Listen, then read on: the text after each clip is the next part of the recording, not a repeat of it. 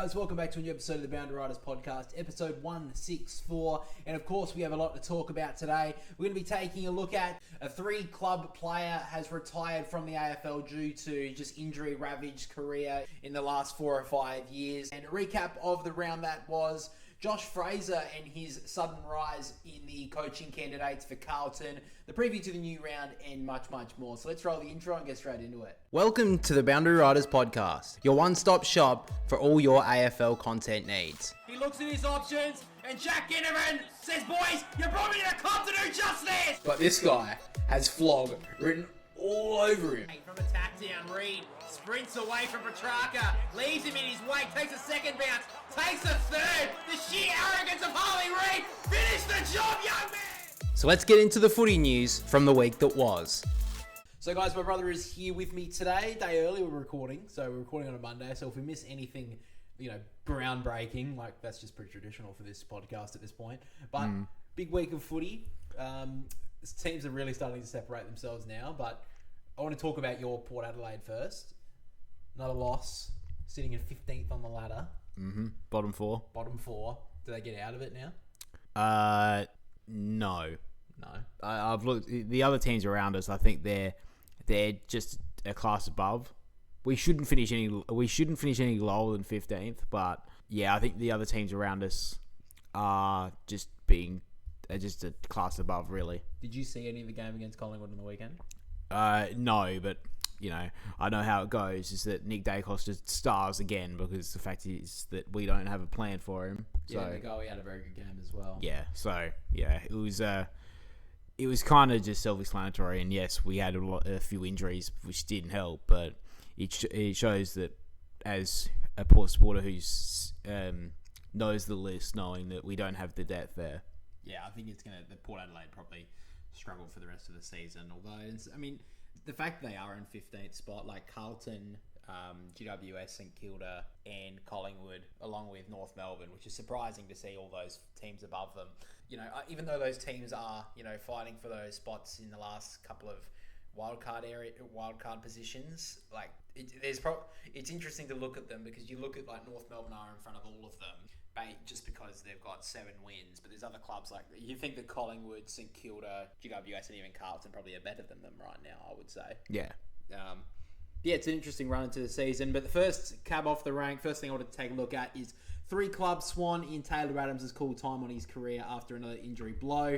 The All-Australian Taylor Adams has announced his retirement effective immediately. Had a horror run of injury since joining the Swans and told teammates today that he is calling time on his career after 15 years across 3 clubs. Originally drafted to GWS, pick 13 in 2011, played 31 games for the Giants before moving to Collingwood, where he played 175, including an All-Australian selection and best and fairest in 2020. A lot of people forget about the 2020 season from Taylor Adams. Was very, very good from him. And was one of Collingwood's best in the 2018 grand final loss to the West Coast Eagles.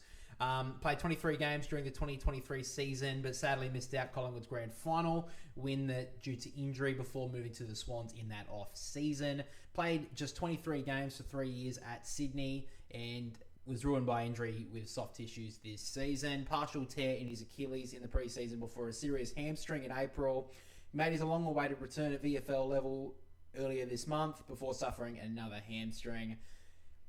There'd be an argument to say he's one of the unluckiest players in the game in the last 2 or 3 years. Him and Trelaw would be up there too. Yeah, with the last couple of seasons for both of them, it's probably he's very unlucky. He was a very good player in the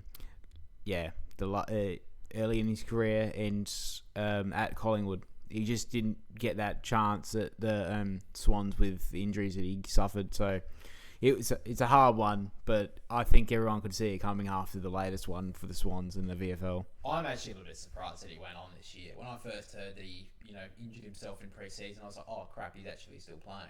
I thought he kind of retired last year, but yeah, it's very unfortunate. Like he did.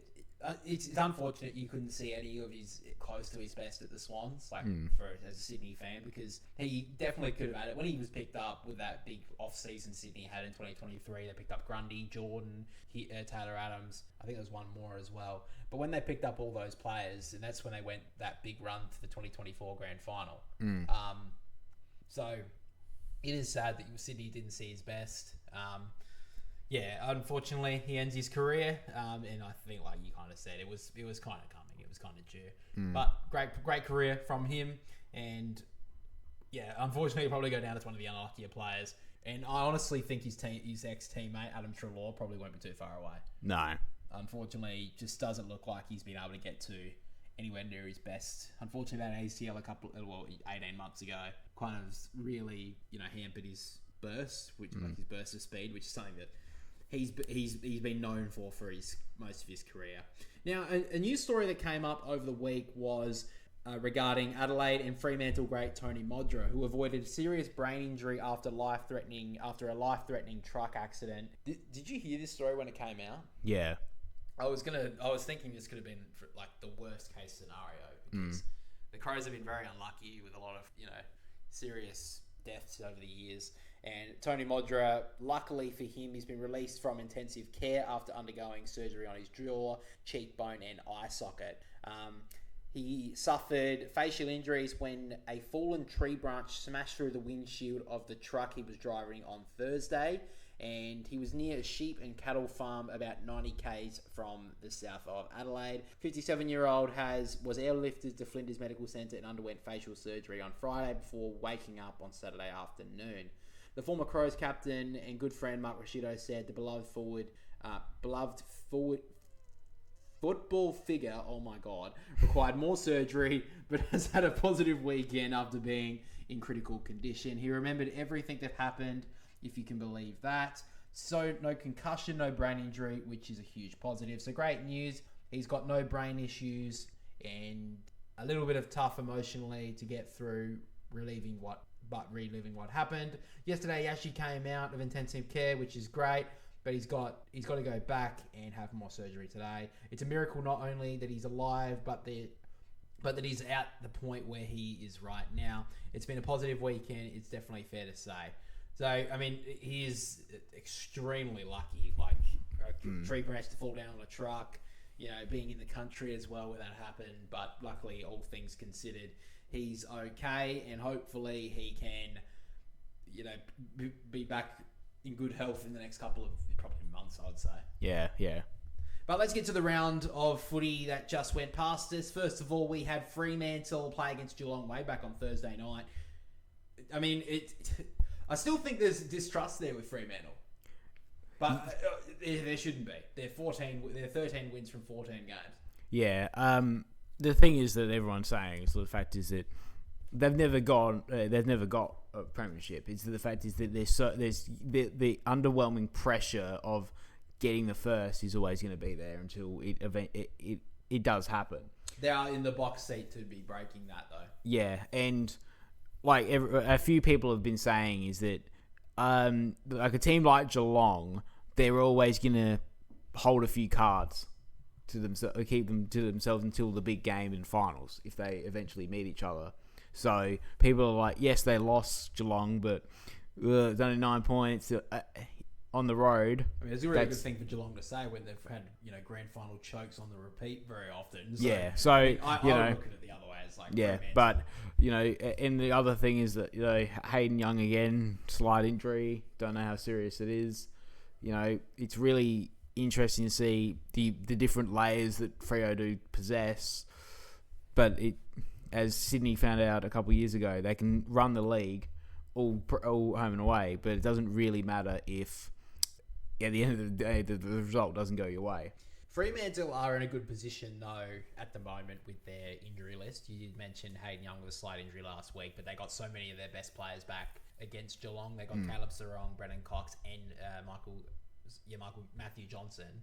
So those were three players that are in their best team. And on the injury list right now, they've got Sam Stewart, who may come back this week, but the rest of those players were all tests. So they've got a clean bill of health, Fremantle, right now. Yeah, and they're picking from their best team. And when you see a player like Luke Jackson, who's I think all Australian, playing, I think it'd be a shock if he didn't. Yeah, he's he had 25 plus disposals, 9 tackles, 27 hit outs, 3 goals. Like, what sort of ruckman in the game is ever doing? He's doing that. Yeah, I mean that's funnily enough, he was the apprentice to the guy who was doing that for a very long time, and Max gone, and he's probably gone to the point now. I mean, Max is still putting great performances out every week, but Luke Jackson's starting to get there now, where I think he's going to pass him in the next 12 months. Yeah, exactly. I mean, I remember back at the start of the year, you did call that you think that Luke Jackson will get his first All-Australian. God, did I? I don't even remember saying. You did. I did look at that. You did make that call. So not a bad call. Your Coleman calls, by the way, were pretty poor though. You said one's got injured. Smokey. Yeah, well, that was that's just poor. What was the other one? You said Georgiades to win it. Well, if he kicked straight, he probably would have. Yeah, he would be up there. I'll give you that. Yeah, but overall, Fremantle. To be fair, Bailey Smith was out, but other than that, Geelong and Tom Stewart, but still Fremantle. They're getting the wins that they need. As the biggest advantage is that their home ground. Yeah, is that there all year. Yeah, so and that's what they've had to do. And we've always said that these WA teams, they have to make that the Optus stay in the fortress. Yeah, and even West Coast are doing it. I get you can just see the evolution of them. That soon it will be that sort of a thing for them as well. So yeah.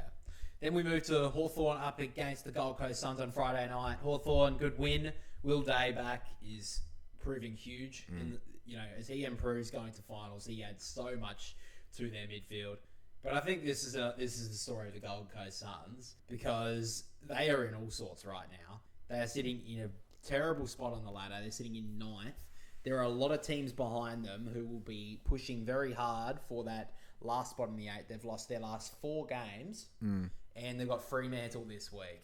They have North Melbourne behind them, bad percentage. They've got Collingwood, who's got that draw, so another loss, and they could well be out of it. St Kilda are a game in front of them, so they're a little bit behind at the moment. They've got the Giants and Carlton. Carlton have got West Coast this week. Carlton need to increase their percentage. Yeah, they can do, but West Coast have proved okay the last month or so. And then they've got Richmond the week after Carlton, so if they can bank those 2 wins. That will help them a lot. Giants, they're a yo-yo team. You don't know what performance you're going to get.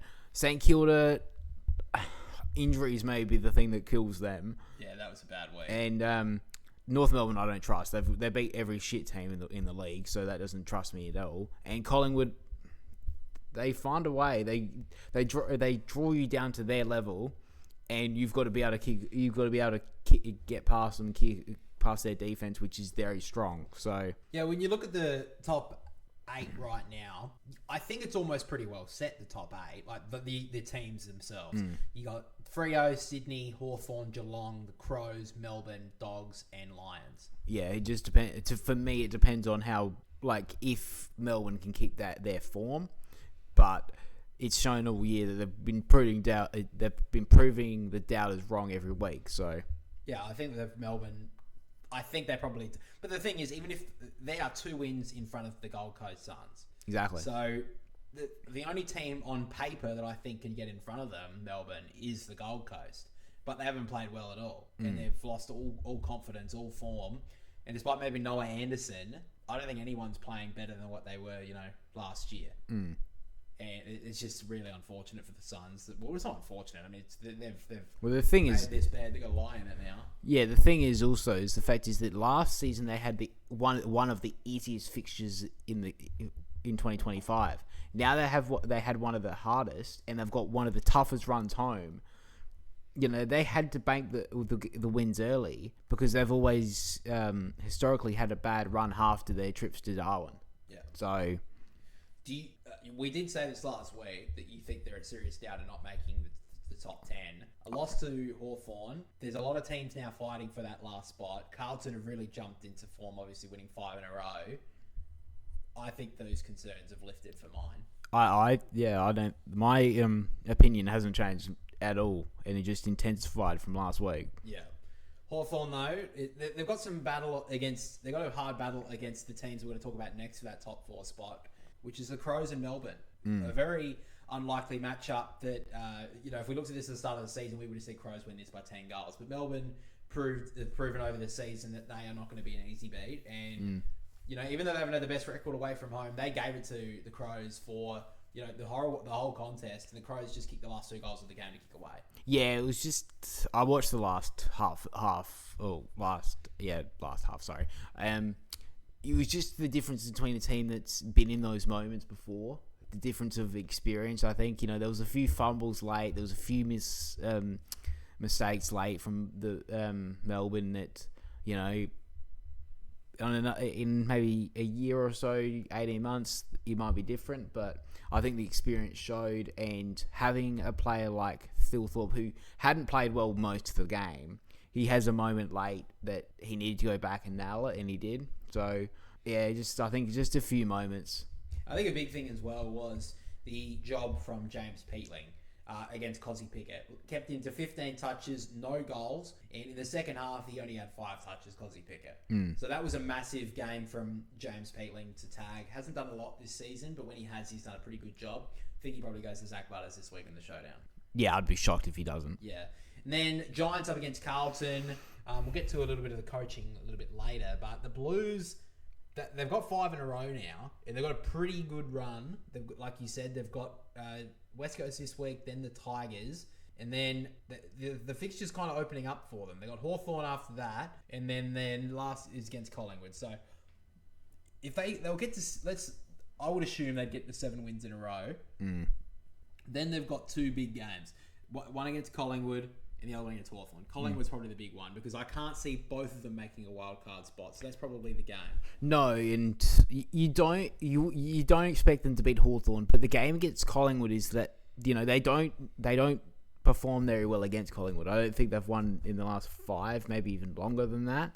The fact is that it's a game that they kind of need to prove the doubters and just be like, yeah, we've got a chance of going for wild card here. We can put our foot down and be like, we're not going to be the easy beats. Yeah, we're going to be, competing. And the funny thing after that is they've got the Gold Coast. So a lot of the games coming up are games, the next couple are ones that they need to win to continue on their form. But then there's a 3-week period there from 18 to 20 where that's going to really show if Carlton are going to be a wild card contender or if they're just going to not make it at all. Giants, it's really hard to read them. They've had some good games this year. Like we saw Brisbane's performance and we thought, no team really kicks 14 or 13 goals in a quarter. And then they've kind of fallen off since. They had a good win a couple of weeks ago as well. After I think it was before their bye against Melbourne where they won by 49 points. Yeah. That was up in Darwin. But then since then, after the bye, they've kind of dropped off in form again. They lost to St Kilda just, and then they lose to the Blues. They were there for 3 quarters and then lost again. So it's Adam Kingsley at 3/4 time tried to rev them up. It didn't get them going. They have a pretty interesting run as well with GWS. They've got Hawthorn this week, then I think they've got the Swans pretty soon after. They've got Freo after that, and then they've got Geelong, and finally they have Essendon. So the next 3 weeks are going to prove if the Giants can contend for a wild card as well. Yeah, so you'd think if with the players, if they were at their peak of fitness and that there wasn't injury clouds over some of their players, you can see them, maybe pinching 1 or 2 of those, but with the way they're playing, it doesn't look very good, and they probably just fall short. Yeah, I don't think they're if I had to look at the teams competing for that 9th and 10th spot, I don't see them being able to do it from here. Collingwood up against Port Adelaide on Saturday night. Did you love the little moment at the start when they both went into the middle, Nick Dacos and Zach Butters, just letting each other know? Oh yeah, I'll see you next year at Collingwood, boys. Yeah. I love that moment. And I just love how, they just, broadcasted to absolutely everybody and be like, that exact moment, like, yeah, that's the moment that, yep, he's going to Collingwood. Yeah. It's like... the plan was set in motion right there. That's exactly when it happened. That's what the storyline's going to be. That little high five, that connection that he had with Nick Dacos there, Zach, he was like, yeah, I want to be at Collingwood. Anyway. The game itself, like, DeGoey and Nick Dacos, if it wasn't for them two, would have been a bit of a shocker. Port Adelaide, interesting. Like, I know there was a lot of injuries for Port. Radicalea probably out for 12 months, unfortunately. Had a pretty good game to that point too. McKinlay is out, and then Jack Lukosius injured, but it looks like he's a test for this week, so it's not as bad as what first thought. Played off the wing in this game and had a pretty good first half of football. I think that's his role that he plays now. Yeah, that's the thing, is that people have said that that's his role off halfback or wing, and it's not forward. And he needs to be, open to that. He needs to be, and understand that is going to be your role in this team for Port Adelaide. Deal with it in a way. Yeah. You that's your role. If you want to play in the Port Adelaide side, that's what your role is. You're a skinny, tall guy. You can't play forward when we've already got. He could be the modern day wingman. I think that we've seen with the Swans in the last fortnight or so. Logan McDonald, he's played that sort of role. Yeah, even Sarong's a bit the taller type. Nick Cox, I know he hasn't played for Essendon, but he was that prime example of that, and Ollie Dempsey as well, the prime example of it. Yeah. Is that these thin, tallish, 190, 185, 190 centimeter players that are very athletic can play it. Yeah, and it's the modern day wingman now. Someone who can play between the arcs and is running on those wings all day. And he's a beautiful back helping defence, marking and intercept mark, but also drifting forward and trying to get a goal on the counter. Yeah, and he is still a beautiful field kick. He hasn't lost that. It's just that Port Adelaide do need that going forward. I mean, it's bad enough. It's bad enough Georgiades is missing in front of goal, but they do need that guy to get it to him. And overall though, Collingwood, they probably could make a wild card, but are they going to do any damage after that? I don't think they can. No. I just don't think they can kick enough score. But like we've said multiple times throughout this year, or at least the last month especially, they will bring teams down to their level. The problem is they haven't been able to win all those games. They've struggled to win those games against the top teams when they've had opportunities to win them. North Melbourne win against Richmond. Most wins they've had since 2019. God, they've had to they've been lucky with their fixture getting a lot of easy teams though. Yeah, and people, big criticize of this team. People that are saying, "Oh yeah, they're wild card," blah blah blah blah blah. That doesn't change my opinion. They beat Richmond. Yeah, they beat Richmond. Yes, it was at the MCG. Maybe the fifth time they played there in the last 2 years or 3 years, whatever it is. They beat Richmond, for God's sake. That doesn't mean bugger all. They've got to play some other teams, and we'll go back to this in 3 weeks' time, and they'll have one of the worst performances like they did in Bunbury, like they did in Adelaide, and we'll go back to this and they're not ready yet. They're not going to be there. They're still rebuilding. They've got no stars. They've got a team that's experienced enough to make wild card. They just don't perform for it. They don't want to do it. And beating Richmond is nothing at the moment. Yeah, I mean, my criticism's not going to change because they beat Richmond. Yeah, for God's sake. They only sake. beat them by 30 points too, and they should have really won. It was a shocking game of footy. North Melbourne, Caleb Daniels racked up the disposals. The one shining light I will say, and I'm loving this guy at the moment, Cooper Trembath. Yeah, it was nice to get him back into form because since he signed the deal, everyone's like, he hasn't really performed to the deal that he just signed with. But that sort of a performance, yes, it may have, he did do it against a team like Richmond, but for the way he's been playing since that deal, he needed a bit of confidence, and I think that was what he needed. So I love the way he goes about it, and I think he's the perfect foil for Nick Larkey. Yes. Probably needs to improve a bit more too. But overall, not much to read from that game in my eyes. And finally, we had the Dogs up against St Kilda. Dogs got the win in the end, starting to look the goods. We did see the criticism earlier in last week about Riley Sanders with Kane Corn saying that he's a roadblock or whatever. He always looks to go backwards. And I saw that clip on 7AFL posted, and every single clip they used of Riley Sanders the week prior was him under pressure handballing backwards. And it's like, bro, if you're under pressure, you're trying to get it to the player who can get out. So I thought that was terrible criticism of him.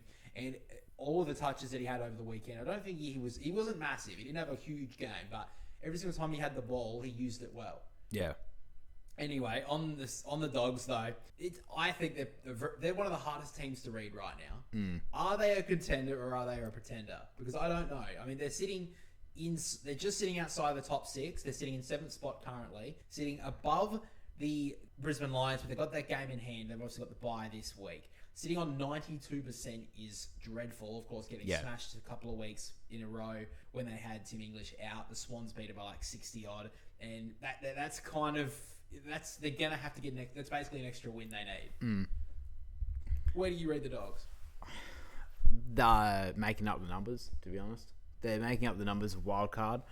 I don't see the fact is that they don't have a Darcy. Their defense is not good enough. They needed to get some reinforcements over the last season. They had to get some reinforcements. They rely so much on Bontempelli to do everything, and Liberatore being back will help, but I don't see them doing anything really. They'll be competitive in games and stuff like that, but they won a game that they should have won. People that said that, St Kilda are favourites and stuff like that, I'm like, not at Marvel, even though that St Kilda played Marvel very well. Marvel, and especially with English Story being back, he's shown that he's that one person they can't lose. Yeah. Well, obviously there was one rumour from Jordan Lewis trying to bring up that he could be on the outer.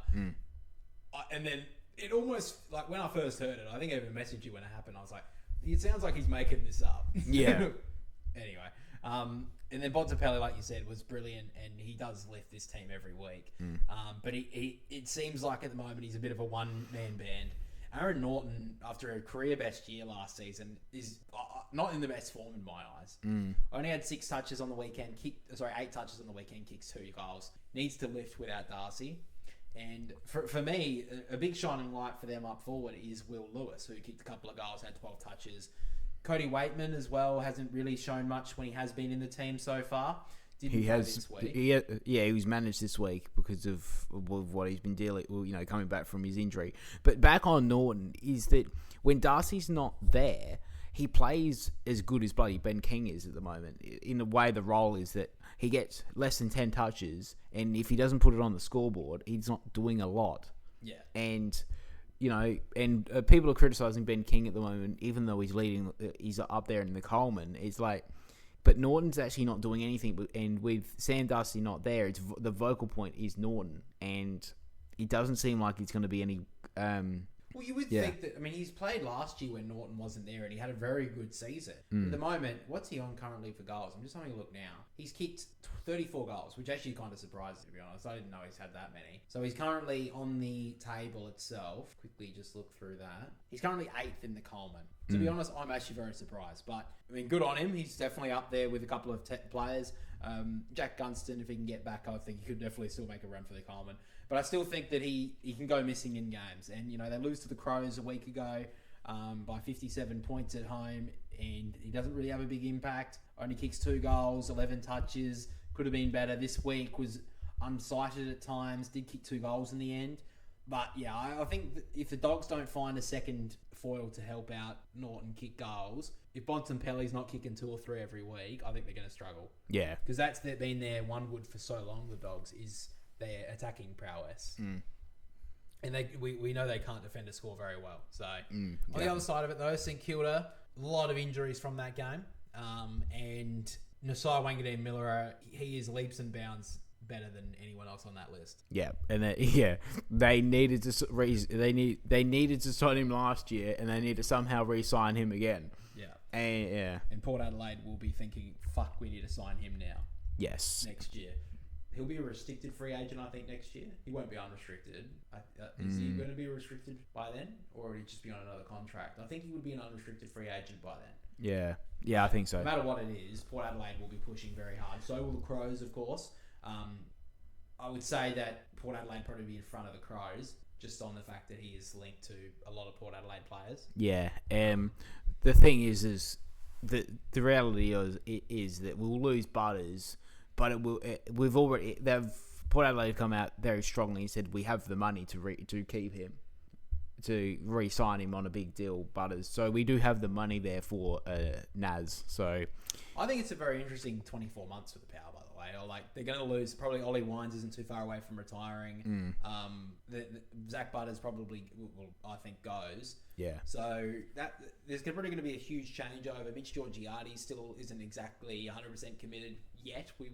You kind of believe he hasn't really indicated what he wants to do yet. I think he probably will re-sign for it, similar to a couple of players sign for a short term. But Port Adelaide have that money that they can offer now. Yeah. If they can keep Zach Butters, like they say they can keep him on the cash that he wants, they could do that with any other player. Yeah. We saw how much St Kilda gave to Naz. I think Port Adelaide will up their offer if Zach Butters goes. Yeah, 100%. But on the Saints, outside the top 8, outside the top 10, they've got that game. They're a game behind everyone now, around their mark, because everyone's on 14 and play this week. The Saints have the bye. If the Giants win, Carlton win, and Collingwood win, they drop down to 14th spot. Yeah. Now, the Giants, they have Hawthorn, so tough. Collingwood have Richmond, so they win that, probably. And then Carlton have the West Coast Eagles. So, at the very least, 2 of them are getting away. Yeah. We know that St Kilda do perform well at the end of the season, though. And they don't leave Melbourne. They don't leave Melbourne either. Can they sneak in? I think it depends on their injuries at the moment, because Tom De Koning has been injured. Sinclair's out, they'd likely say this season. Broken ribs for DEK kind of suggests at least a month, at least, minimum. Probably maybe longer. Yeah. It might be beneficial to Rowan Marshall, but I think he also got injured on the weekend, waiting on scans for that one. You know, Max King as well. When's he return? If he does, they perform spectacularly at Marvel, but they may have led their run too late. Which is a story of St Kilda every freaking year. Yes. They leave their run too late, and then we're like, oh, they're going to be good next year. But then we see at the start of the season, they do nothing. So that's pretty much the recap from the round that was. Let's get to the fan favourite segment, rate it or hate it. Now, first person we're going to talk about here is actually a huge fan, Josh Fraser. He was like, boys, I absolutely love the segment. Absolutely love it. I want you guys to talk about me this week. I was like, look, Josh, love your work at the Blues right now. If you play the Swans again, though, can you just cool it down a bit? I don't think they do. But unless they play them in finals. But first question for Rate It or Hate It this week, or first statement. Josh Fraser is Carlton's saviour. Should he keep the job? You got to rate it, don't you? You kind of have to. You're starting to turn. You're gonna have to. He's. It's not like, you know, he's doing it in different ways. You know, he's had the same group of players that Michael Voss had, and somehow this team, who's won one game before he was put into the role, one game they won, and now they've won 5 on the trot.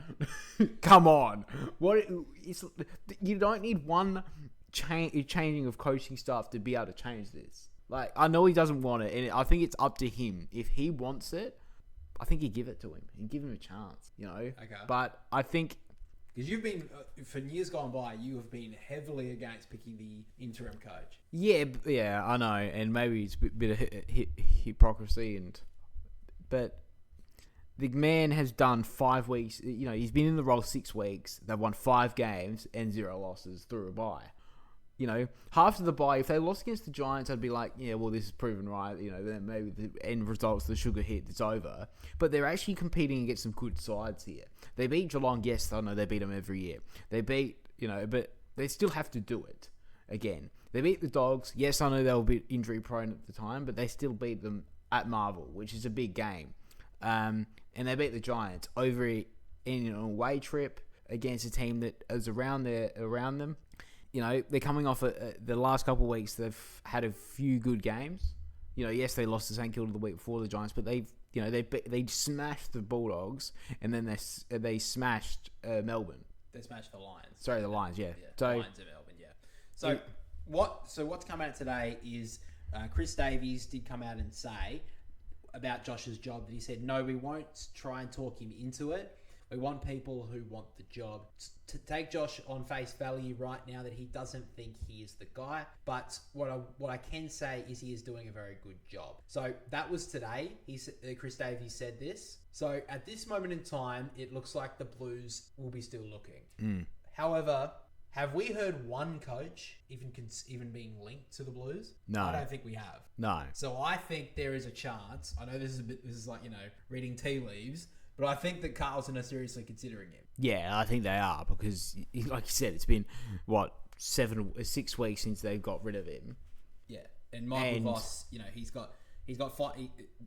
got more than one win, and let's be honest, that one win was lucky against the Tigers. Yeah, way back in round 1. Yeah, so yeah, I think he deserves it. Yeah, I personally think that they should look for someone else, because he hasn't done a lot of he hasn't had a lot of experience.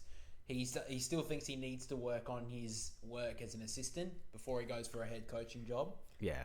I think this is still very much a sugar rush from the Blues, because we saw at the start of the season how poor they were. And I think that there's, people are saying that they've released the shackles off the Blues. First game of the season, let's say next year, is he leaving? Is he going to go with this same freedom? I don't know if he does. Because right now he's playing with freedom because he still hasn't had the job. So there's not really any downfall from him losing a game if he just says, let's just go for it.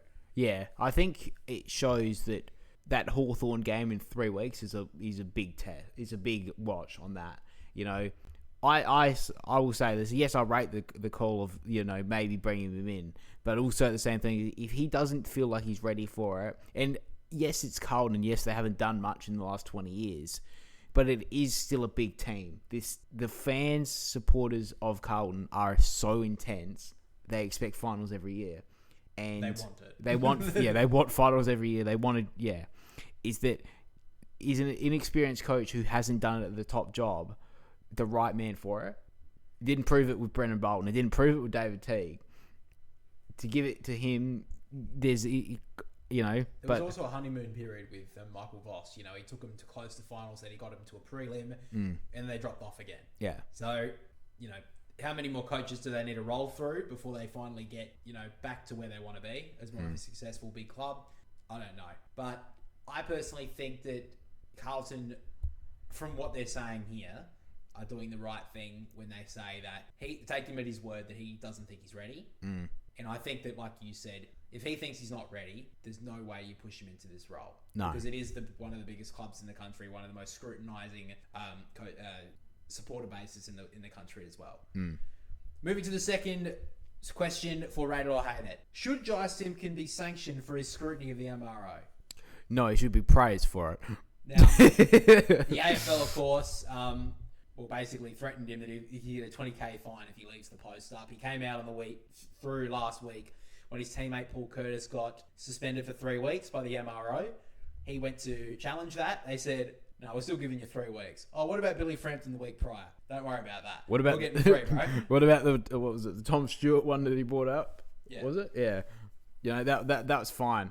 But yeah, Paul Curtis gets 3. Come on. I think it shows. I mean, it's hard to you don't want to say they're just favouritising Collingwood players or other players. But this is twice now for Paul Curtis. He's up there with the unluckiest players in the game. Now, on Jai Simpkin, he later came out on ABC radio after the game against the Tigers, and he said, will he take back his comments? He said, no, I still stand by them. But he said that he will leave it with the AFL at the moment. He said that he wanted to keep the post up as well. I totally agree.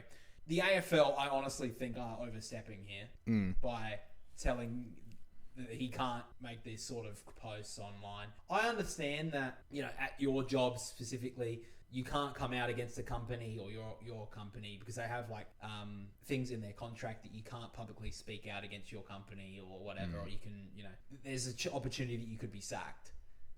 But simply asking the question of what's going on, we don't understand, should not be something that is threatened with a $20,000 fine. Yes. Yeah, exactly. It's like, he, in a way, yes, maybe not the best way he's done it, but he's trying to get a clarification of what is actually acceptable. What is, if you look at the two different instances that he posted, they look very similar, but the result of was that Paul Curtis gets 3 weeks when the other one was nothing. Yeah. And it's like, where's the consistency? What is the consistency? What is allowed? What is acceptable? What is it? And as every frustrated fan is asking the same question. Yet, what are we going to fine every fan, every member of North Melbourne? Yeah. No, you're not going to do that. And it's unfair that they can't. Because I feel like as someone who would be an AFL player, surely this is Jai Simpkin and other players have got very frustrated by the AFL not giving clarification on it. Yeah. I don't think this is Jai Simpkin's first. I couldn't imagine this was his first thought of okay, I'm not going to bother about going to the club, seeing if I can talk to someone at the AFL, or the club not seeking information. I don't feel like Jai Simpkins just gone and just posted this straight away. Over the time, he'd be frustrated about the fact that the AFL continued to stick their head in the sand on these sorts of issues. Yeah. And he's then gone, all right, well, fuck this. I'll make it public then, my thoughts. Yeah. And the AFL have came out and, cowered to any sort of pressure and said, we're going to fine you if you leave this up, which is gutless from the AFL. Yeah, and exactly. If they can't face a little bit of scrutiny, then they're not a competition that should be running. Yeah. If they can't take any sort of scrutiny.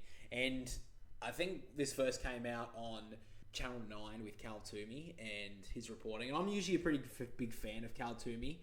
But when this came out, you could tell, because he's a reporter for the AFL, he has Gettable as his, one of the jobs that he does with the AFL.com. You could tell that he was like holding back because he didn't want to say anything that would be negative against them. Yeah. There are different reporters out there that are calling out the AFL for what this issue is, and then there's others that are like, I don't want to ruin I don't want to ruin my paycheck. Exactly. I kind of get it, but also it's like, if you're going to be reporting on AFL issues and you are a journalist, you probably should be giving I think you should be giving your opinion and shouldn't be held back or, being gagged, so to speak. Yeah.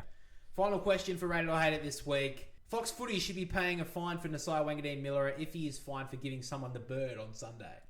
Now, I don't know if you saw this, but he was coming off the ground and he gave the finger to someone in the crowd. This was not seen by anyone until Fox Footy put it on the screen saying that Nasai gave someone the finger. Was this like during play? Yeah. Oh no, he was coming off the ground at the bench. Well, no. I mean, like, was this during like the actual coverage of the game, Yes, or was it half of the game, like in like one of those shows? No, it was during the coverage. Oh, okay, because I saw the post come on, like I think it was ABC or something, so I kind of saw it from that. So I didn't really know because I didn't watch the game, so I don't know. So if that's what they did, yes, they should be, because that's bullshit. Yeah. Because during the game, no one really notices those sort of things that when players come off the ground, so you're not going to notice it. To just post it. Now with what Bailey Smith has done, it's a $20,000 fine or something, isn't it? It's a fine. It's a decent fine. So, I think Jimmy Bartell said, I think this last night or something on their show on Channel 9, saying that people shouldn't be offended by the bird anymore. I kind of agree. I'm kind of like, bro, who gives a fuck if the player gives you the finger? Yeah. I'm going to tell you right now, if I said something to a player and he gave me the finger, I'd probably laugh. To be honest, yeah. I probably deserve it. I'll be a bit proud of myself. I'm like, they noticed me. I think they cost noticed me. Yeah. But I just think it's a bit ridiculous that, because I think the AFL will probably fine him. Yeah. For something like this. Because the AFL are prone to doing something like this. Oh, we can't do this anymore.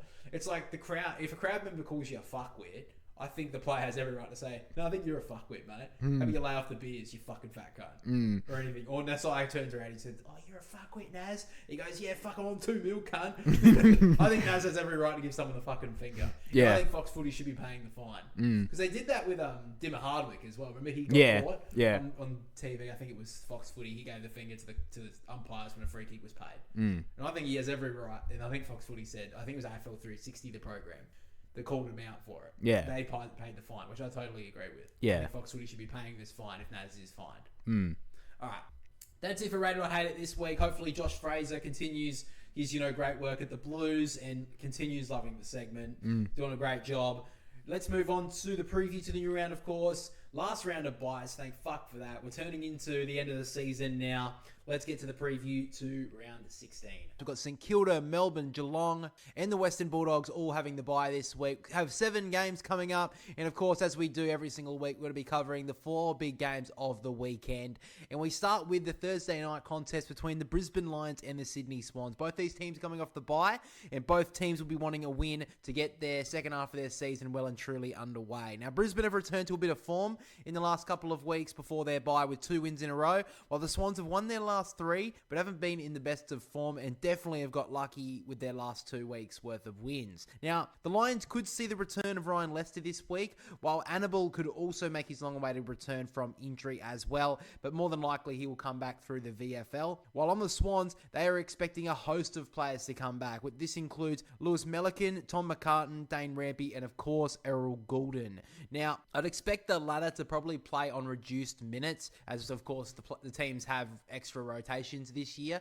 So I think similar to how the Swans did it with Tom Papley way back in the opening rounds of the year, I think that that's probably what they're going to do with Errol Goulden. He can usually play up to 95 to 100% game time. So I'd be expecting maybe 60 to 70% for Errol this week, but I do think that he will return to the AFL team. On the recent record between these two sides, it does read that the Swans have won the last two encounters against the Brisbane Lions, with of course the game in round 1 this year going Sydney's way, winning by 44 points. But for now, getting to my tip, it's a very tough one for mine. The Lions have returned to a bit of form, and we know the second half of the season over the past couple of years, this is when Brisbane have really kick-started their season and their premiership push, and I very well think this could happen again, but I'm going to be picking Sydney in a tight one. With the players coming back, I think that it makes Sydney so much better. I know they've had a couple of tough games before their bye against St Kilda and Port Adelaide. I do think after the bye, the Swans have been very good at the end of the season, coming off their bye. So I'm going to be picking Sydney here in a very tight one, and they have a pretty decent record at the Gabba in recent times, but I think this is going to be a massive game. Next up, of course, we get to the Friday night contest between Hawthorn and GWS. Now, the Hawks have won 3 of their last 4 games and currently sit inside the top 4, while the Giants went down to an informed Carlton last week, where they were with them for 3 quarters. However, the Blues did run away with it in the final term to see the Giants still outside a wildcard spot. Now, with Gunston, it's been pretty hard to gauge whether he will come in this week or not. There's been some reports that he may miss next week. He's been a week-to-week kind of basis. However, some people are saying that he could be out for a month. So I'm going to be saying that Gunston will likely be out this week. And other than that, though, Hawthorn have a pretty healthy list to pick from. However, they will be without Josh Weddle, who'll be up for 3 weeks with suspension at this moment in time. Or the Giants will have to at least make one forced change, with Jaden Laverde out with a hamstring. And unfortunately, it looks like Jack Buckley will be out for another week. So unfortunately, they're going to have to look through the reserves for a replacement for Laverde, who's been very good as a recruit so far this year. Now, in the recent record between these two sides, it reads on Hawthorn's way, winning 3 of their last 5 encounters against the Giants. However, in opening round, it was GWS who got away with the win by 27 points. On to my tip for this game, and I honestly think this will be a little bit closer than most people expect. However, at the MCG, I think I have to pick Hawthorn here. They've returned to form in the last few weeks, the Hawks, and I think that they're really starting to build on their second half of the season. GWS, on the other hand, have struggled in the last few weeks, not being able to get wins against St Kilda and Carlton after being in somewhat winning positions. Those teams are around the mark for them, so to play a top 4 team right now, GWS, I just can't see them winning this game, so that's why I'm picking Hawthorn. After that, though, we get to one of the bigger games of the round.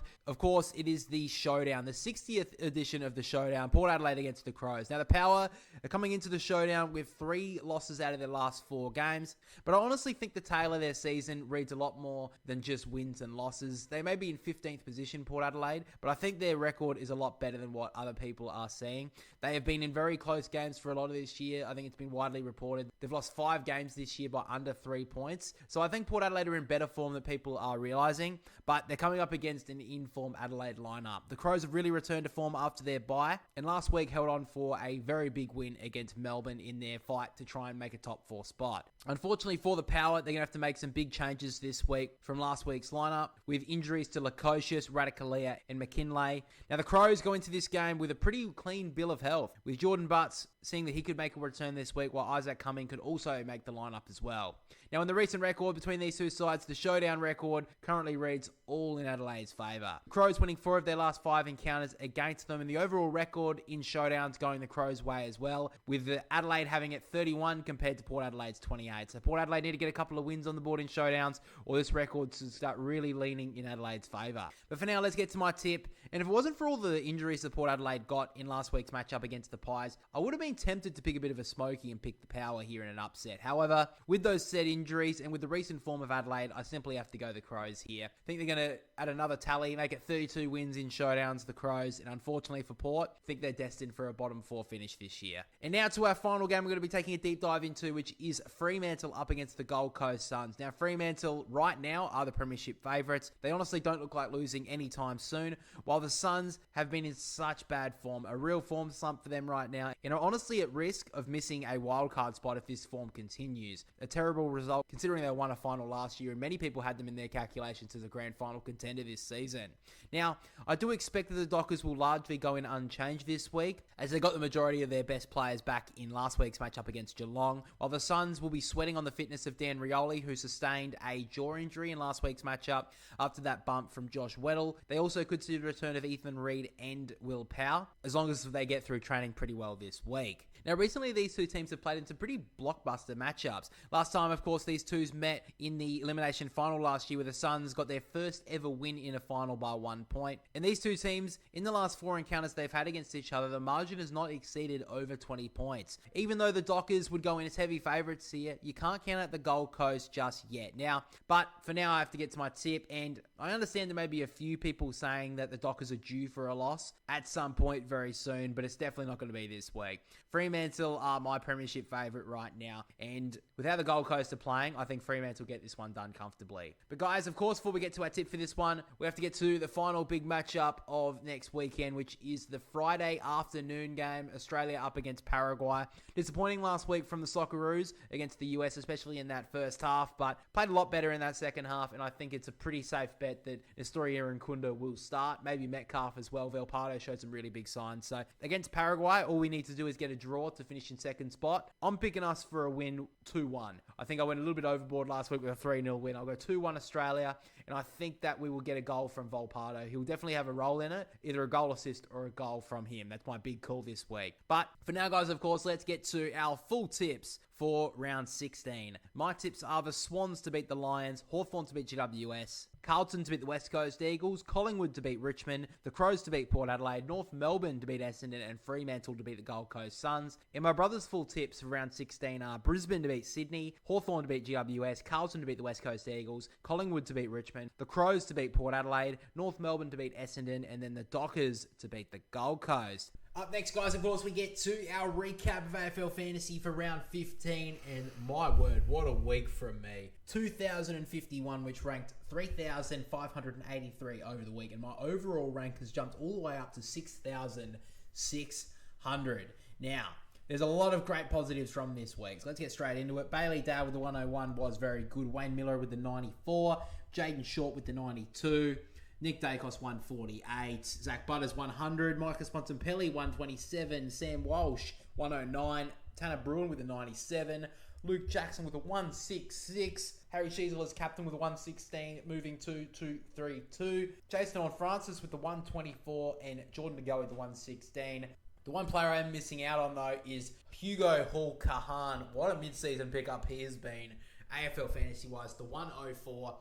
His score counted for me because of Bailey Smith being out, and I was like, I'm taking big HHK. He is on fire. So there's a couple of negatives. So a couple of the defenders, Whitfield and Noble. I mean, I can't be too disappointed, but 83 and 87 could have done a bit better.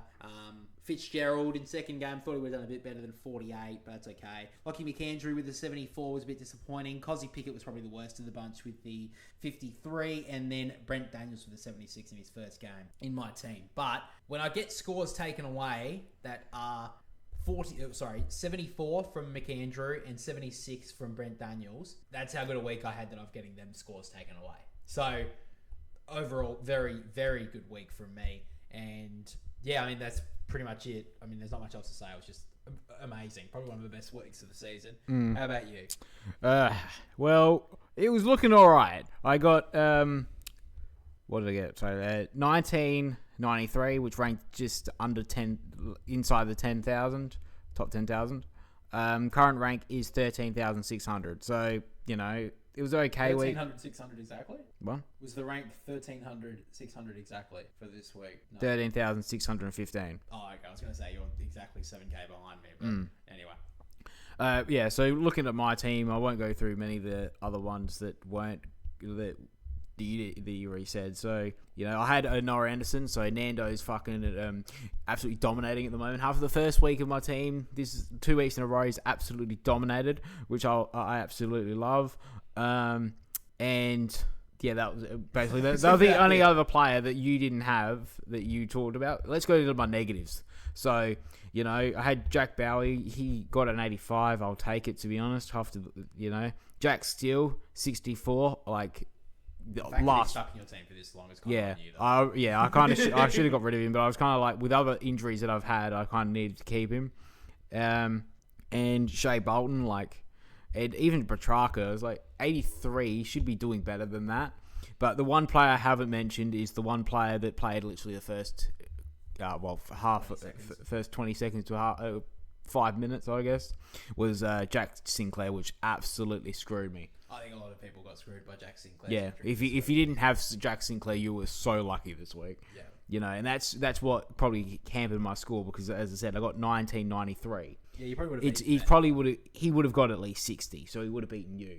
Yeah. I would have got ranked in the top. Well, actually, to be honest, my rank would have been better, but it probably would have been in the top maybe 6,000 or something because the fact is that everyone has him. So yeah, I look at it. It's like that was the worst thing for me though, and I didn't have a reserve in my defense, so I had no one to cover me because the two scores that I got taken off my score were Fitzgerald with 48 and Cosy Pickett with 53. So that was what hampered my score all week. Really, I didn't have a full 22.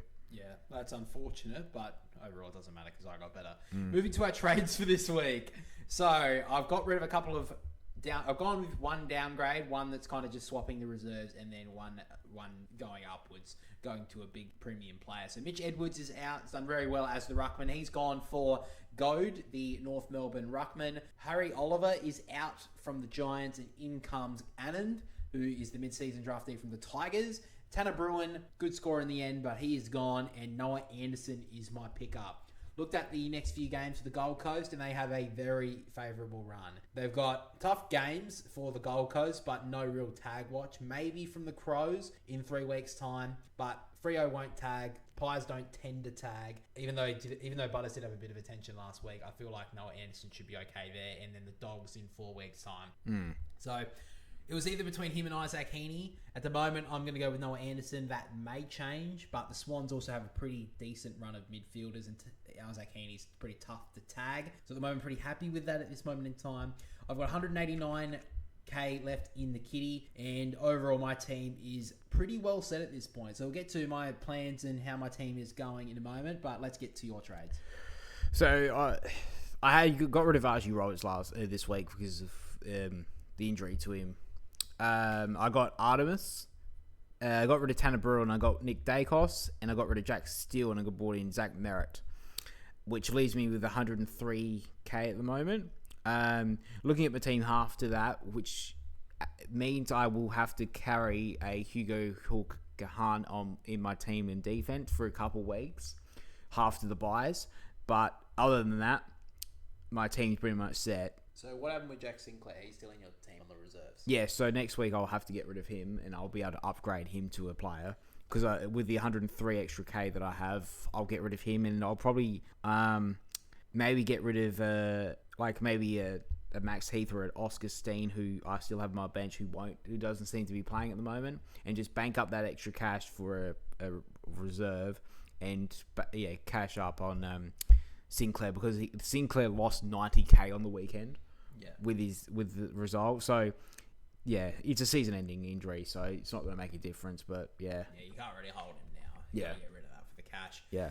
Looking at my team, so at the moment in time, I think there's only about 2 players that I have to get rid of now. It is on the midfield, it is Willem Dersma, and in the ruck, it is Lockie McAndrew. I'm going to hold both of them I'm holding the McAndrew for 1 more week. Next week, I hopefully can go to Max Gawn, as long as there's no injuries. And Dersma, probably in the next couple of weeks, will be probably Isaac Heaney. Errol Goulden does come back too, which makes it quite interesting.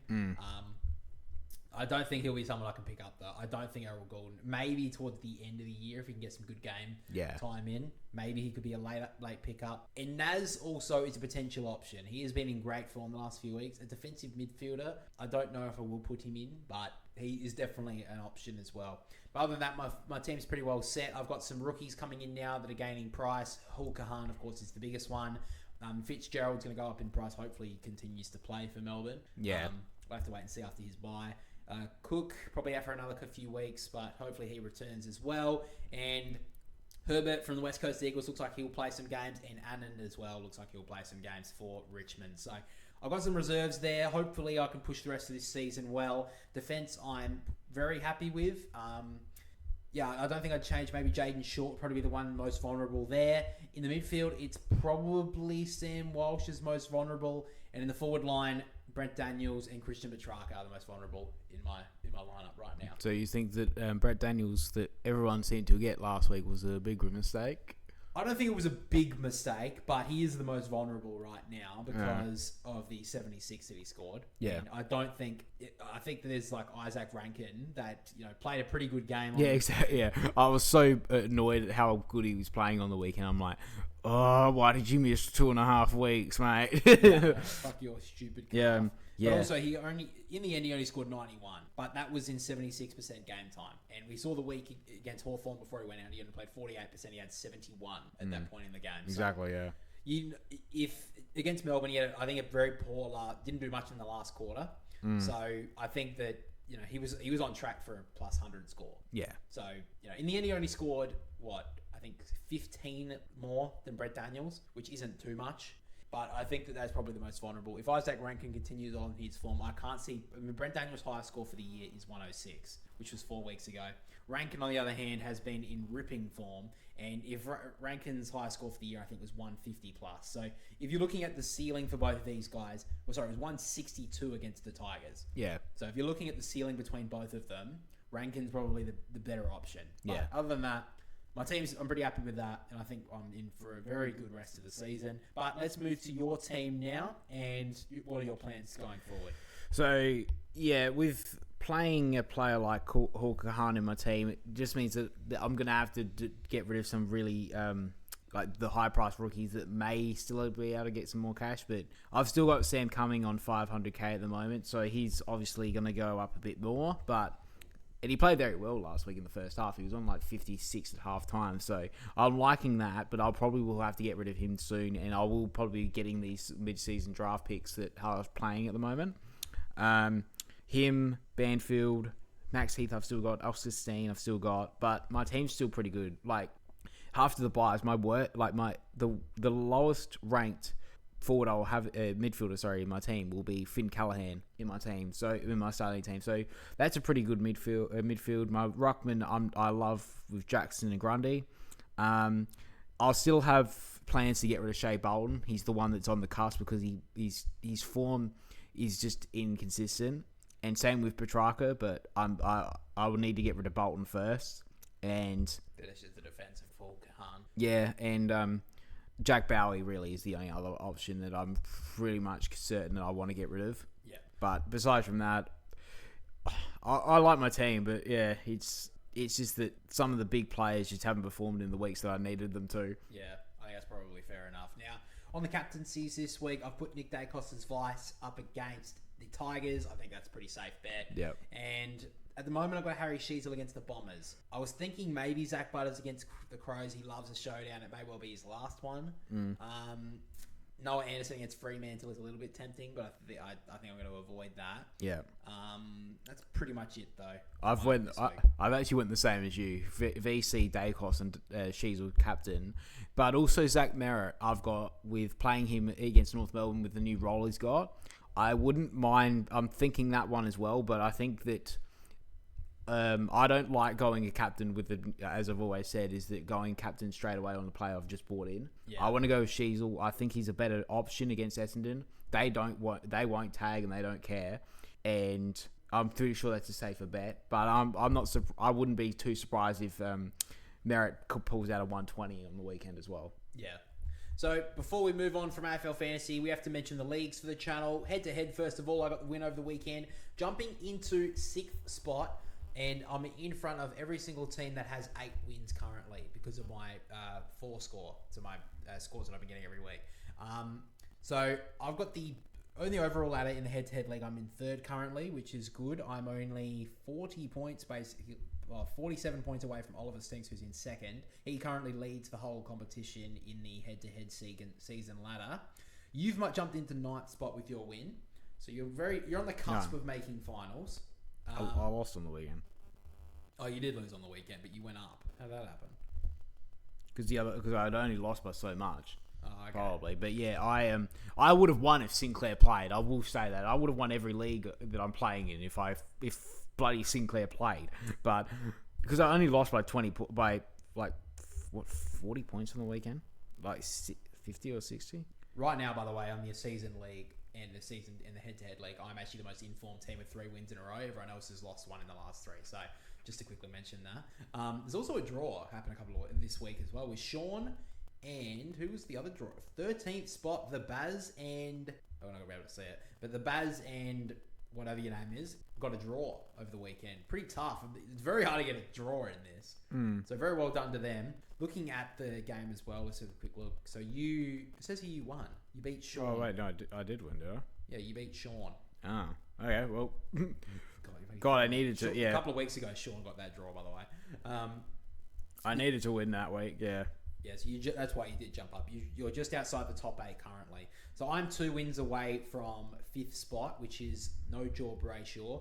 And he's been in a bit poor form the last 3 weeks. Only got 1 win from the last 3. I'm climbing, but unfortunately I did lose a couple of games early. So if I can get some good form going into the end of the season, I think round 20 will be the last round before we move into finals. So 21, 22, 23. Oh, sorry. Round 19 will be the last round. So 24 rounds, right? 24 rounds in an AFL season? Yeah, 24. Yeah, so round 20 is the last. The last round for head-to-head games, and then we move to finals. So yeah, that's where I'm looking at. Round 20 is the last week. Yeah, round 20 is the last week. We've got still what? 1, 2, 3, 4, 5 rounds. 5 rounds to go before we have head-to-head finals. So I'm pretty sure it's just top 8 gets through, bottom 10, bottom 8 go out. So pretty close now at the moment. Like I said, you are currently 6th in the overall league, overall ladder in the head-to-head league. I'm 3rd. Oliver Stinks is in 2nd. Butter My Buns is in top spot. And we know this guy's been very, very good so far this year. He's also in our open league and still sits on top of that league. Is the only person in that league as well that's got 30,000 so far this year. And he's out by nearly 220 points. He's running the league right now. Butters My Buns is in hot form, and you don't want to come up against him. He's the only person who's averaged 2,000 this year, but last week I would have beaten him. So, well, not that we're counting, but I am catching just a humble brag. Just a little humble brag there. I have jumped into the Open League to the top 10 for the first time this year with that massive performance from my team. Just absolutely clutched up. A lot of people had... I think a lot of these, looking at these scores, it was the Jack Sinclair factor. That's why they went down, unfortunately. I avoided that one, luckily for me. Looking at you, just scrolling down this list, you've jumped into top 25th spot. Yeah. So you're in nearly the top. Well, you're in the top 3rd. Well, I did I'm doing what I needed to do. What I wanted to do. Sorry, and finishing the top 40 or be in the top half of the league. That's what I wanted. So at the moment, I'm pretty much confident that I will stay in that top half. So not bad from you though. You're doing all right. You're catching back up, and that's So at the moment, I am 29, 3 about 250, 300 behind you. 350 behind me. So not too bad. Now, the Fantasy Freak, is this the guy who's won it a few years? He hasn't done very well. He's in our league, apparently. I don't know if this is the guy, but he's in 47th right now. I just had to scroll down. Not very good from him. But anyway, I'm in the top 10 currently. I am, 29 points away from 9th, and I am only 200, nearly 300 points away from the top 5. So it's a bit of a distance away from 5, but... like we saw last week, I jumped up from, I think it was 18th to the top 10. So that's pretty good for me. Remember, the top of the league for both the Open League and the head-to-head league win a prize. I think it's a $100 gift voucher to the AFL store. So you got to keep on fighting for this, guys. Butter My Buns is winning both these competitions. Do you guys want to win something? This guy's ruling the whole comp, right? He might. I'm pretty confident, even though it's still a lot far out. Confident he probably wins the Open League right about now. Yes. I don't think he's going to lose that with a 300 point basic 250 point lead already. It's a lot to catch back on. Yes. And Big and Animated is catching up. He jumped into second last week. So there's a couple of people fighting, but at the moment, Butters My Buns leads the league. But now, guys, that's pretty much all we have for you this week on the AFL front. But let's quickly talk about the World Cup. And it was a sad, sad day on Saturday morning. We all woke up early and we witnessed a first half massacre. US are pretty prone to those, but this time it was in the stadium, and there was no guns involved. So unfortunately, the US just dominated, and it was basically done by, a lot of people will say, and I kind of agree to an extent, when that lineup was announced, there was a lot of issues. I think Tony Popovich, got away with it to an extent for a bit because of You know, he made a lot of big changes in that first game. Yeah. Against Turkey, and it worked wonders, didn't it? I mean, we won 2-0. No one would have expected that going into it. We left out some big players, Matt Ryan being the biggest one. And then, but I was so happy that Nestori Aaron couldn't have played in that first game. And then Australia made a big change again, and he was out. Metcalf was out, the two big goal scorers from the game. And not even that, but also Metcalf was brilliant in that game too. Yeah. Left out. Lecky was in, Valupale was in, and they just had no impact. There was no speed in front of the ball. US just, basically locked it in their half, and it was just an absolute dogfight for the first 45 minutes. And the US got to that 2-0 lead, and then by then, even though Australia played so much better in the second half, it was gone by then. Yeah, we had so much opportunities in the second half, but it was that, the opportunities that, having the presence in the box just evaporated with Irakunda being the vocal point when he's not the tallest. Yeah. Yes, he's got the quickest and he's great on the counter, but when you're playing a team that you need some height and a bit of physicality, he just couldn't really bring that, and he doesn't have those traits. So he kind of So it was extremely hard in that second half to be the vocal point when you're trying to chase the game. Well, the round 3 doesn't start until next Thursday, so we won't be going through the tips this week. But we'll be looking at a couple of results from the second round so far. Canada got the 6-0 win against Qatar, which is their first ever win in a World Cup for a very long time. 6-0 is big. Mexico were able to beat South Korea 1-0, which is big for them. Host nations have done very well so far. Brazil got a 3-0 win against Haiti. Not a big deal. Turkey go out. They were the dark horses going into it, and now they've lost both games. Now, a lot of people haven't understood the fact that why are Turkey out and Australia are automatically qualified. The reason for that is this World Cup is not based on goal difference on the ladder positions. It is on the opponents that you've played. Yeah. So because Turkey have lost to both Paraguay and Australia, even if they do beat the US, because they've lost to both those teams, they can't jump them. Yeah, the first tie break is the matchup, not the goal difference in this World Cup. Yeah. And, it's pretty easy for me to say as someone from Australia, but I personally actually like it. I know it's easy to say because it makes us look like, we qualify great. But I think it does, show that, if Turkey lose to the two teams that they should be beating, like in this scenario, they shouldn't be able to advance past those two just because they win the one game against the US. Exactly. Yeah. And what I've seen, I think the stat is from the Turkey is that they had 50 plus shots. They had 60 shots. So 60 shots nothing. and scored nothing. It's like they had plenty of opportunities against both of the teams. So and Paraguay went down to 10 men pretty early on. Yeah. That was in the first half. Yeah. How did you feel about that? Did you see why he got red carded, Almiron? Yeah, because he covered his mouth, and the rule is the new rule from FIFA is that covering your mouth in any instances is a red card offence, and because they're trying to do you know what happened originally with this issue? So this was in La Liga throughout the season. Vinicius Jr. was suspected to have been racially abused by one of the players on the ground. Yeah. And the player put his hand over his mouth. And because no one could see what he said, that's why it couldn't go forward. So if you've got a reason to cover your mouth, then that's the reason why. So they're trying to stop the vilification of racism and. If you got to cover your mouth, then you probably why are you doing that? Yeah. Really. A lot of people have brought up the fact that it's like an instinct of players in soccer. I don't really know. We watch a bit of Premier League, but I'm not exactly a nuffy in it. And I've seen other I've never really seen that in other sports. They cover their mouth when they talk. And I've never really seen it in soccer either. But, if it's a rule there, I guess it's probably... I understand why people would say it's harsh. Yeah. It's like you're literally not doing anything. And it seemed, from my understanding, he didn't say anything racially vilified, Almiron, from Paraguay. He was just saying something back to him. But at the end of the day, the rule is that you can't do it. And unfortunately, the ref had no choice. Yeah, and the good thing is that it's to one of their best strikers, so that helps out Australia in this game. But I do say that it is part of the rules in this World Cup. Sadly, tough luck. But that is also a bit of Aussie bias as well in that. Yeah.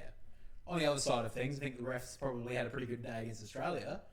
So it was nice to get a sort of a win, Yeah, not exactly. in our game. So of course, the reffing in the second half was fucking atrocious. yes, And this referee that I know it's obviously sour grapes, right? Rub salt into the wound, all that sort of bullshit. I totally agree. I understand, and I would be sitting in the same boat if I was from the US. Have you ever seen a referee go down with cramp? no. I've never seen that in any sport. Yeah, and especially when you, oh my, it's like the referee, you know, in a soccer match. I've watched soccer for 10 years. Never seen it in the Premier League. Never seen it in any league in the world. Never seen it in the A League. Never seen it in any European. Never seen it in MLS. Never seen it in any sport, any league. Sorry, in football. Come on. That just and especially why people think he was throwing. Especially at the 90-minute mark when he did it, I'm like, oh, come on. Yeah. Now, again, we understand it's sour grapes, and I'm sure there'll be a lot of people who say, "Shut up, bro! You fucking lost. Get shit on." I don't think Australia were going to win that game. By the way, they didn't deserve it. No. They played like shit in the first half, and yes, they played better in the second half. But despite maybe 2 chances that looked close, they weren't really going to get there. There was probably maybe 1 penalty shout that Australia could have got. But I also think that would have been unfortunate. I think it was a handball that kind of came off the defender's hand or arm when the ball was coming down when Iran Kunda tried to header it. Yeah. Missed it completely. I would have felt pretty hard done by if I was the US and that was paid a penalty. So I understand why that wasn't paid. But the fact that the ref was giving it, like, there was other players in the game when Iran Kunda got shoved off the ball, and that wasn't called a foul. It was, wasn't it in the back or something? It was like the amount of force that it was on it, and I was like, that's a free kick in the AFL for God's sake these days. Like, come on. Fucking threw him to the ground, and that wasn't a foul. So then, of course, Australia, and then there's been reports as well that the ref in that game was caught back, I think, 20 years ago in a huge betting scandal and a huge match fixing scandal. So you can understand why Australians would be pretty shitty about it. Yeah. And I told you after the first game against Paraguay, I told you the refereeing in that game was heavily in the US's favour. Yeah. So I'm calling it now. I think they're match fixing it to give the US the give They want to see Donald Trump on in the trophy presentation. I will say, I did like the chant from the Australian supporters. That was so funny. Did you see, like, there was some US senator come out and say, you have a whinge about it? It's Yeah. like, bro, just let it go. Don't even talk about it. You know, yeah. It's like, fucking, you want people to go to your fucking World Cup. Let people have a bit of banter. The worst thing you can do is go, don't say that. Because people are going to look into it more, I think, anyway. Anyway, I thought that was fucking hilarious. In other results, Cape Verde. They're the best team. They're going to win it all. They may not have got a win yet, but they're just setting up for a big moment. You can just see it now that they qualify third and they play some team that no one would have expected, and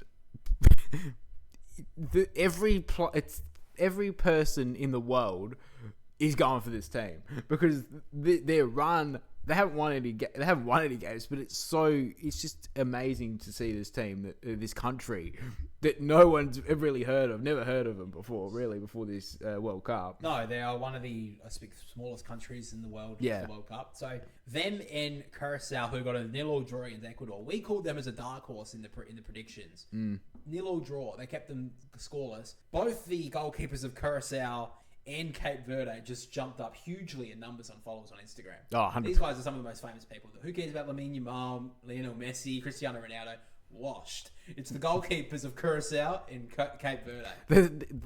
They're like fucking the what do they call it? The ministers of the defense of their country now. Yeah. You know, they're just roadblocks, and it's amazing to see. Like I think it was the Caracol goalkeeper has had the most saves of 15, the most ever in a World Cup. One of them, World Cup matchup. It was the same. It was equal with Tim Howard for the US, but he played 120 minutes in that game. Yeah, that was the most in a 90-minute game. I saw that. Yeah, insane. This is what the World Cup is all about. You know, these sort of like underdog minnow countries that like no one really knows about, but they do something crazy, and then people are like, you know, Yeah. It's always good. You know they're not going to win the whole thing, but if they can knock off a team like an Ecuador or a Uruguay, a team that's like, people are like, they could be a dark horse, or even Australia. I mean, I know we're Australian, but Australia knocking off Turkey, even Paraguay knocking them off too. That's what you want to see, like an underdog getting through. And I think this is the benefit of the increased number of countries in this World Cup. But they're saying that they want to do like 64 or something like that. They want to increase it even more. To me, leave it as it is.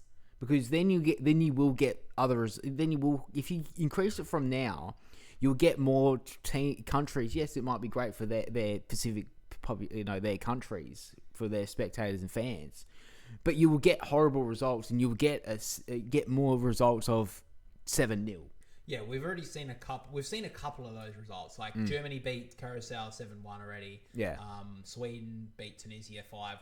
By the way, Tunisia, I think, are the worst. They're the worst team. Worst team in the World Cup at the moment. Yeah, so, but you will, to increase it more, you'll get those sort of results more consistent. Leave it as it is now. I think it's perfect. You get these teams like Curacao, like Cape Verde, who stun the world. Yeah. But you don't need more of these teams coming through, because you will get horrible results, as you will get. Yeah, I mean, I totally agree with you, but also it seems like these sorts of countries, when they make a World Cup, they do like just outperform more than anyone would realize. Because it's like this is their chance to show the world. Like I said, I wouldn't have even known these two countries. Yeah, and like I think they were saying. I think it was in the game today, but it doesn't really matter. It's like these players that are playing so well for these countries, they'll get looked at from obviously they'll get scouted from just club football from around the world, and that's what these sort of tournaments will give you. Yeah, I mean, we've seen that with Australia. Like, we've seen that firsthand with Lucas Hetherington being looked at by Barcelona and even Liverpool. Oh, you watch Patrick Beach will not be at Melbourne City this season. No way. He'll be just the one game that he played against Turkey, he won't be there. Yeah. And we're seeing Amir Nkunda being looked at by different clubs. Villarreal, I think it was. There's other, these sorts of players that are minnows, these sorts of countries that are minnows in soccer, they're going to be looked at. Yeah. I totally agree. So that's probably that's what the World Cup's all about. So it's really exciting to see. Germany have had a pretty good start, I will say. They're probably set themselves up for a very good run. Netherlands won 5-1 against Sweden, just bringing Sweden right back to earth after a good win in there. Yeah, we looked like they were turning the corner. Then they went, no. They're like they were in the qualifiers. Yep. Belgium with a 0-0 draw against Iran. So Belgium just doing their good old bottle jobs that they like to do. Egypt winning 3-1 against New Zealand. Unfortunate, New Zealand's World Cup run of undefeated matchups is over. But Egypt do get their first ever win in a World Cup as well. Yeah, Mohamed Salah played brilliantly, kicked the goal. Spain won 4-0 against Saudi Arabia. Japan, I think we both. I called it straight away, and people are now saying, it's like, why are we still like as shocked when Japan do this? It's like maybe because they're in the Asian Confederation qualification and all that. No one looks at them. They're like, they're in the Asian part, who cares? But they actually do perform pretty well. Yeah, I totally agree. And we're starting to see them flourish right now. A couple of teams have already qualified, of course, for the round of 32. Mexico are through. Brazil, I think, are through now as well, because they got a draw against Morocco and beat Haiti. So I believe they're through now, because unless Scotland can beat them, they are through. The US are through. Australia are through, and also Paraguay, because of the fact that the Turkey result, so they're through as well. Australia will be wanting to try and win to solidify their spot in second. Yes, but there are, they've got. I think it's an opportunity of Belgium, Iran, probably their best case scenario. Egypt at the moment, but they look like they're going to finish top based on how Belgium play at the moment. Yeah. Looks like Germany are through. Côte d'Ivoire got very unlucky. They had this game for 60 minutes and then lost it against Germany in the final few minutes. Ecuador and Curacao, it's going to be. I would love to see Curacao go through. It would be, I think, impossible. I think their last game is they're against the Côte d'Ivoire, so Ivory Coast. It would be lovely to see them get through, but I doubt it. Netherlands and Spain. At the moment, neither of them are through yet, but Netherlands play Tunisia next. Yeah. So that's they should win that, I would say. And then Japan are playing against Sweden. Interesting game, that one. But Sweden, I think, go through. Egypt and this is a very interesting group. This one, Group G: Egypt, Iran, Belgium, and New Zealand. All of them have got points currently. Egypt currently lead it with 4 points. Iran and Belgium both with 2 points each, not got a win yet. And New Zealand are on 1 point. So New Zealand play Belgium next, I'm pretty sure. Yeah. And Egypt play Iran. So come on, New Zealand. So if Egypt win and top the group, and New Zealand somehow pull out the win against Belgium, they'll qualify. So and what Iran's on 1 point or 2? They're both on 2 points. Yeah. Iran So and Belgium, so New Zealand have to win and hope that Egypt win, and they can qualify second. yeah. So. And then in Group H, very open. Spain are sitting in top spot. Uruguay are in second. Cape Verde are in third, and then Saudi Arabia are in last.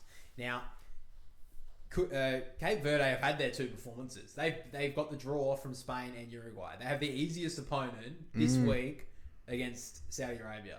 So let's say they win that, and Spain and Uruguay draw. Spain would finish top. Cape Verde would finish second, and Uruguay would finish third.